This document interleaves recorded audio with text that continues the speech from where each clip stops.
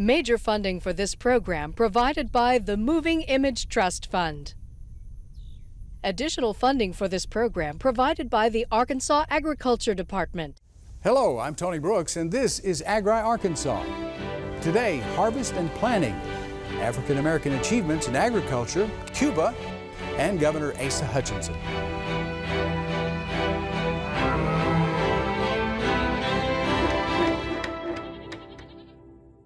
The harvest, it's that flurry of activity just before the winter months set in. It's when all the work from the planning done in the off-season to the spring sowing of the seed to defending the crop against insects, disease, or drought pays off, hopefully. It usually ends with a Thanksgiving, which leads to an off-season during which decisions for next year's crops are made. And then it starts all over again.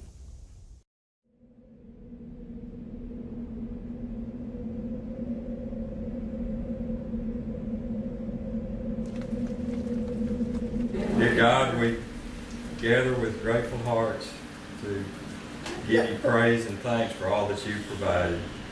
Thank you for each one here and for the family traditions that we enjoy as we gather, as we eat and fellowship. We thank you, Lord, for the harvest that we just completed and for your guidance and the decision making and leading us safely through the busy years.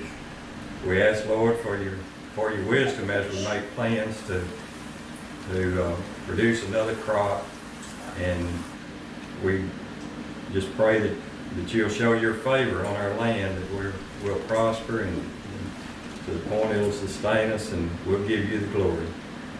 We thank you, Lord, for the leaders that we have. We ask your blessings on them, that the leaders of the country and the world will provide leadership to bring love and peace to all the world. We ask now that you bless the food that we have. May it nourish and strengthen us to do thy will. In Christ's name, amen.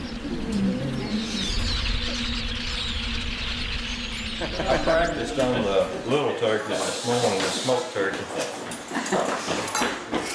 We're in the east central portion of Arkansas. We farm land on the west side of Lee County. What's your favorite food? My favorite food is sweet potatoes. My favorite food is turkey. It's about 25 miles from the Mississippi River, just west of Crowley's Ridge. Most of our land is relatively flat. We do have some rolling land that we farm. I farm mostly cotton. About 2/3 of my land is farmed in cotton. I rotate with soybeans. 2016 crop, cotton crop was about average. Most farmers, experience good harvest weather in the fall that help make the quality of the crop good. And when the quality's good, we can make it with an average yield. Started the year with some pretty cool weather. After the planting was delayed because of cool, wet weather, and once the crop was planted, there was a window that was cool afterwards. So the cotton crop started off relatively slow, but then it warmed really good in June, and the crop really responded and grew off well. We had to water the crop through most of the fruiting period, but not excessively hot. So I think we had the makings of a real good crop going into the wet weather in August. Going into a harvest period, you spend a lot of time preparing your machinery and kind of having your schedule mapped out of the fields that you think will need to be harvested first. In cotton, we have to prepare our turn rows and make sure we have a good place to stage the cotton modules after their harvest. So there's a lot of preparation that goes into the harvest season. It's an exciting time. That's what we've worked all year to get to, is that harvest. And everybody on the farm is excited when those cotton bolls start to open and the leaves start to drop. It's a great time. We farm southwest of Conway, down in the Lolly Bottoms, right on the Arkansas River. We've got about a 1,000-acre farm here. We farm mainly soybeans and corn. We have wheat on occasions, and every now and then we'll grow a little bit of rice. 2016 was a pretty good year for us. We made some of our better yields this year, and you know, our corn done well and our soybeans done really well. So other than a few disease problems in 2016, it was a favorable year for us. We had target spot this year on our soybeans. It come on late in the season, and about 2 weeks before the beans were fully mature, it hit it and hit our bean crop and just kind of shut the plant down, and probably knocked us off 15 bushels to the acre on our soybean yields. You can use all the daylight. You can't have too much daylight at harvest. You know, it's one of those things you can't. You got to get it when the time is right, and it's all day, every day. The off-season is a real important time for a farmer because we begin to evaluate the kind of yields that we made, the prices that we've received, and kind of look for a reason for kind of where we are. We normally can blame most of our yield variation on the weather, but that's not always the case. Our variety selection, weed pressure, insect pressure, the timeliness of doing certain operations can cause yield variation, and that is something that we try to do, an evaluation of our previous year, and look for ways that we can make an improvement on that for the next year. After harvest of 16, we'll sit down and go through all the varieties that we had that year and see what done the best for us, and then we'll get down and pull some soil samples in our field and have all those analyzed and see what kind of nutrients we need to add back to our fields, and then we'll get with our county extension agent and go over the varieties that are new for the coming year for 17, and then we'll try to make some decisions on what we have had and what's new and try to find something that best suits our farm. Oh yeah, we do. We have big Thanksgiving at our place. I got a lot of extended family, and we all get together and have a good Thanksgiving, and thankful for the things we've had over the past year. You know, safe harvest is a big one. Bountiful harvest is great, but we also want to have a safe harvest. Make sure everybody comes home. Much of the success in agriculture in Arkansas throughout the natural state's history is due to the work and struggles of African American men and women. The Mosaic Templars Cultural Center in Little Rock recently hosted an installation that celebrated African American accomplishments in agriculture. They called it Farm in the City. Take a look. Miss Irene Williams continues her singing on this record. Oh, brothers, keep your land. Today we are celebrating the long history that African Americans have had with agriculture in the state of Arkansas. Keep your lamp trimmed and burning. Well, we've got an exhibit which profiles and highlights all sorts of farm equipment, things like canning. There's a hog scraper, just different pieces that people would have used in farming, a cotton sack. We also have our friends from the University of Arkansas Cooperative Extension Service here and 4-H, and they're doing demonstrations which highlight science and its impact on farming. We've got a milking cow here, so kids can milk a cow if they've never done that. All right, who's milking the cow? As well as learn where butter comes from and make their own butter. There we go. You got it. In addition, the Little Rock Zoo has some farm animals here, a chicken and a rooster, a possum, snakes, things that you would generally find on a farm. This is a cotton set. So when people were picking cotton during the day, they had to fill this bag up each day with cotton. Yeah, can you imagine how much cotton it is? Yeah, my grandma picked cotton when she was growing up, and she said they had to pick up to like 300 pounds a day. Can you imagine how much cotton you have to pick to get 300 pounds of this, because this is cotton, right? And another thing that I remember on the plantation that we haven't mentioned before was the churn song. Little Emma. Well, today is our first Farm in the City exhibit or event, and it's an event that's designed to show kids where the food they eat every day comes from. At the end of slavery, there were roughly 111,000 former slaves in the state of Arkansas, and most of them had ever known was agriculture. So when the institution of slavery was officially ended by the 13th Amendment, these people, all they knew was how to work the land. And so they were encouraged by the Freedmen's Bureau and other government agencies to stay with agriculture, because if they didn't, the economy of the South would have completely crashed. Of course, from the early days, there were African Americans who were often brought into the state as slaves, and so there's a long history of slavery related to farming. So harvesting things like cotton, rice, wheat, those kinds of things. But really after the Civil War is when we kind of made our mark in this state. So African Americans were sharecroppers and tenant farmers. But what they realized was how that system was really unfair for them. And so they worked together to form things like the Southern Tenant Farmers Union, as well as the Agricultural Wheel, which pushed for rights for these farmers. Without the farming unions, these people really had no voice. And so by kind of doing this sort of collective bargaining, the way we think about it today, they were able to kind of unify and articulate a voice for farming in the state. They had a lot of hurdles to jump over in terms of keeping their prices high, in terms of just even being able to buy the land, which is not something we think about. It's fairly easy to get a mortgage these days, but back then, folks like even the USDA disadvantaged African Americans and discriminated against them from getting loans.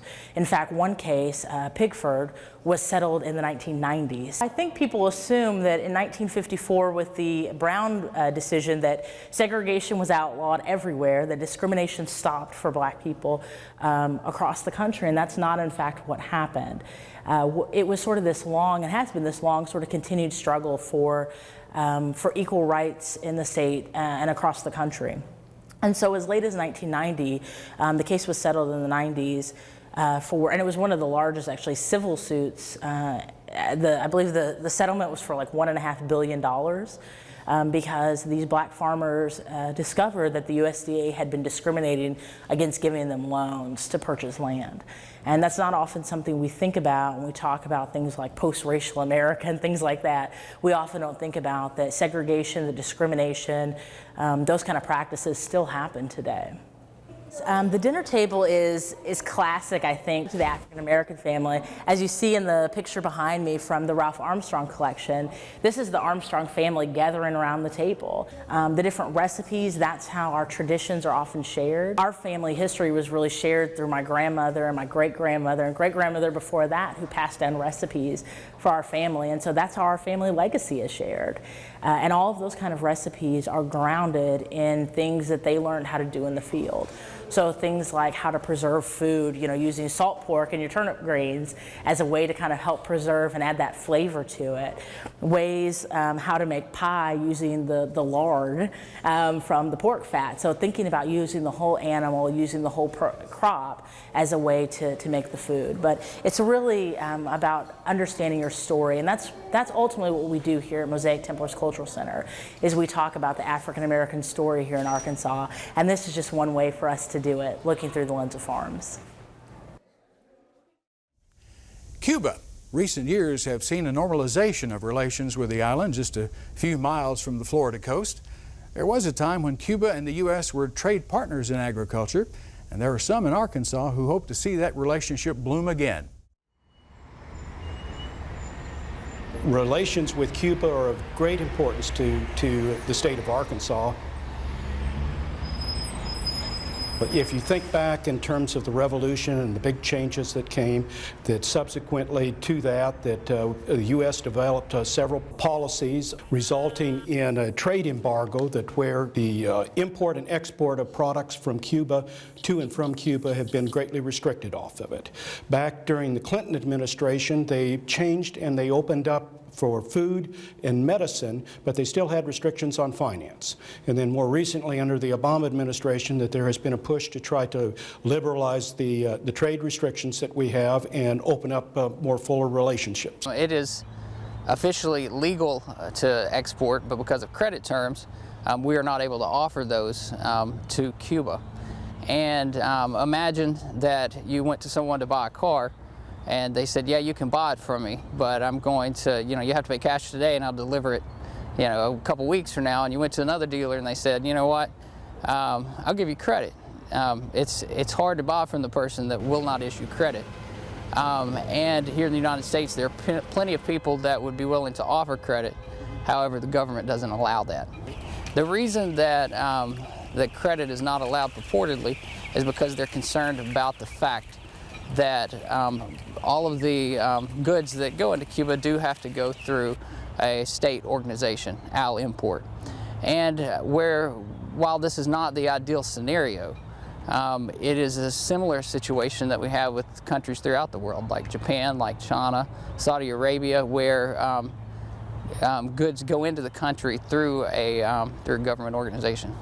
The very, very unfortunate thing is here we are in the state of Arkansas growing 50% of the rice in the United States, and across the Mid-South it's even more than that, and we're very well situated to export rice to Cuba. Unfortunately, rather than import that rice from the United States, a lot of it comes in from as far away as Vietnam, where the shipping costs are significantly higher for them, the logistics are significantly worse for them, and they're unable to purchase from us because of some regulations that are within our structure.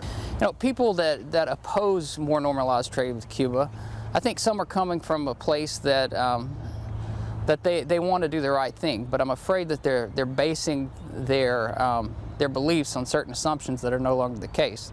They're based on an older Cold War mentality that looks at Cuba as a certain caricature of what it's not.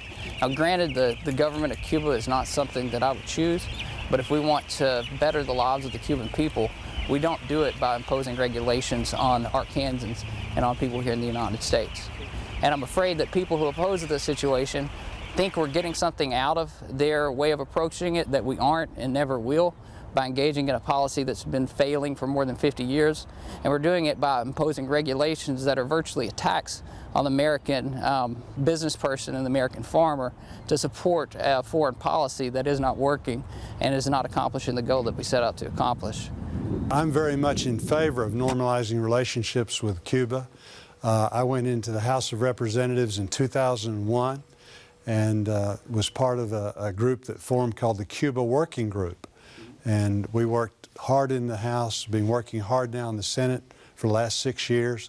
Good news is we've had, significant improvement in the last couple of years. We have a huge farm economy in Arkansas. Probably 20–25% of our GDP is based on agriculture. And as a result, when the studies that have been done, all of them rank Arkansas as one of the #1 recipients of increased trade if we did, go forward with normalizing relationships. So the farm community is very, very supportive. I think the average person, as I talk to them, becomes very supportive in the sense that, we've been doing the same thing for the last 50, 60 years. It hadn't worked. The relationship hasn't improved. President Obama, has stepped forward with the ability now to go very easily, things like that, some of these basic things. And I think it's making a difference. When you trade products, when you trade goods and services, you're also trading ideas, you're trading values. Personal relationships is how you change the world. If exporters were freed up to issue credit, as they can in many other countries around the world, by the way, many other countries that our country has issues with their governments as well that we're allowed to extend credit to, it would bring a lot of potential benefits to the Arkansas farmer and to the Arkansas business person, just by virtue of having more market opportunities. It's been estimated that within 2 years we could capture 135,000 metric tons of the Cuban market. In 4 or 5 years we could potentially see them as the second biggest importer of U.S. rice. That's a huge influx of potential money into the Arkansas economy, and it's just a huge opportunity for people here to be able to gain the freedom to market as they choose. Recently, we had the opportunity to talk about Cuba and Arkansas agriculture with Governor Asa Hutchinson. Take a look. Governor, thank you for taking time to visit with us. I know that you grew up in Gravid in northwest Arkansas. I believe your father was in the poultry business, so Arkansas farmers are near and dear to your heart. Well, indeed. My dad moved from Oklahoma to Arkansas, bought a 280-acre farm, poultry, cattle, all of anything they do to make a living. And it was great joy for me growing up on the farm. And then my dad eventually became a USDA poultry inspector in addition to having the farm. So great way to grow up.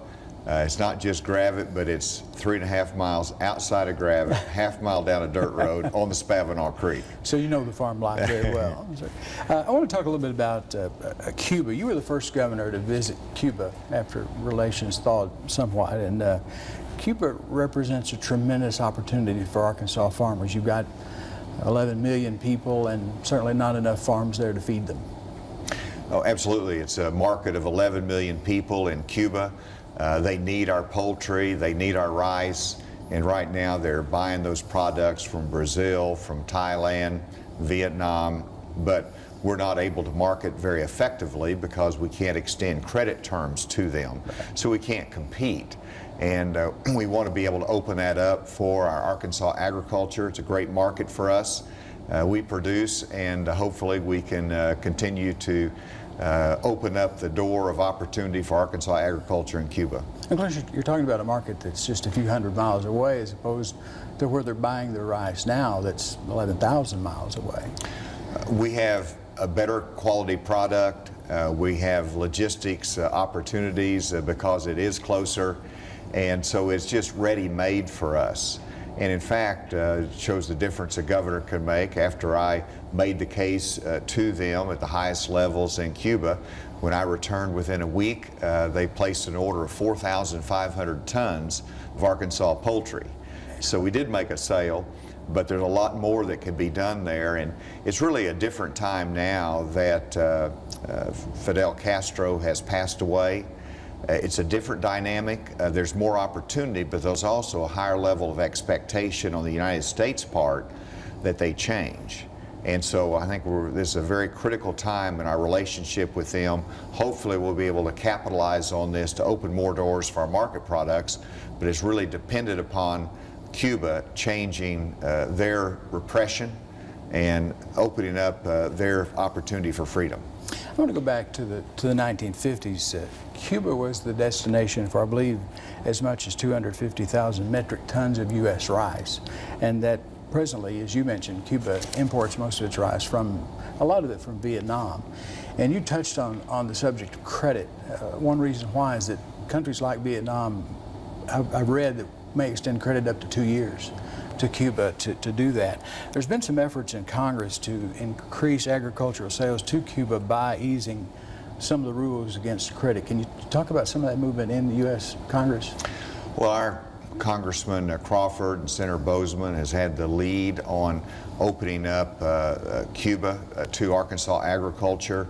It starts with allowing credit terms, and this is something we're not going to impose on Arkansas agriculture, but it gives them the opportunity to negotiate whatever credit terms they wish. If they want to have 90-day credit terms, 30-day credit terms, that's a business decision. But right now it's prohibited totally, and we have to have cash in advance.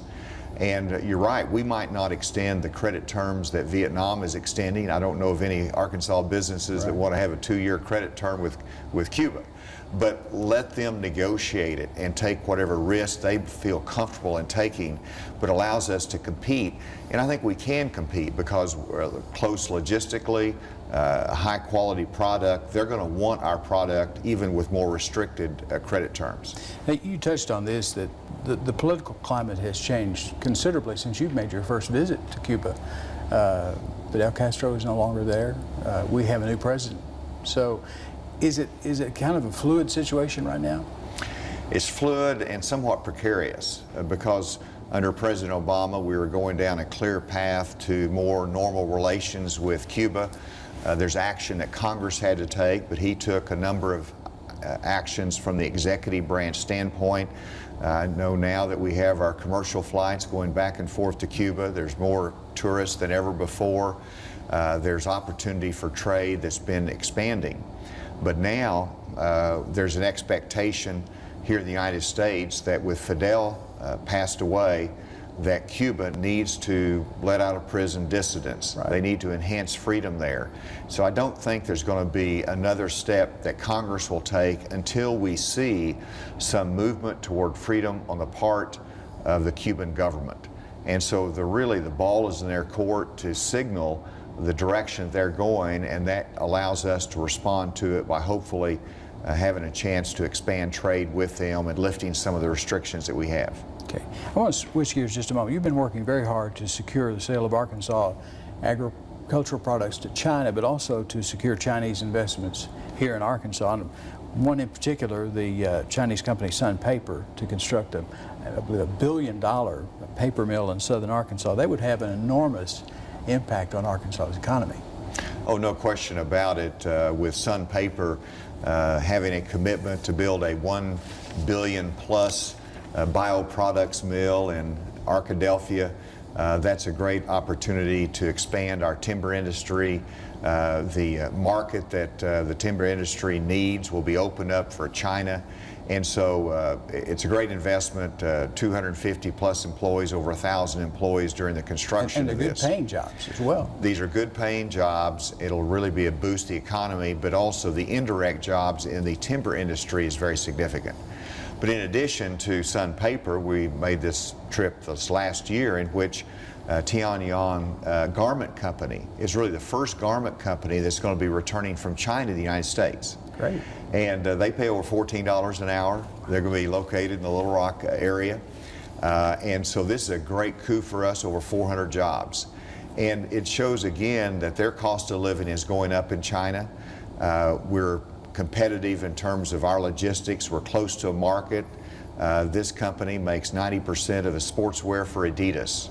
And so it's a great opportunity for us in Arkansas to capitalize on that. In addition, though, besides just bringing jobs back, we wanted to make a case for Arkansas agriculture directly to the government. And so for the first time, I called upon the Minister of Agriculture. We made our case that they need to, just like they opened their market up for beef, they need to follow that with rice and poultry. We're running out of time, but I wanted to ask you, in the future, what other world markets can Arkansas farmers perhaps begin to look to?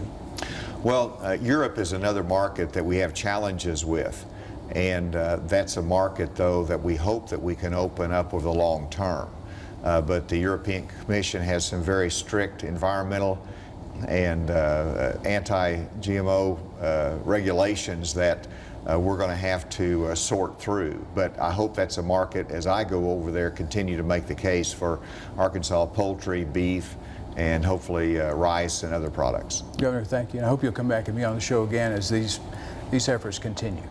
Tony, Arkansas agriculture is our #1 industry. We want to keep it there. Thank you, sir. Thank you.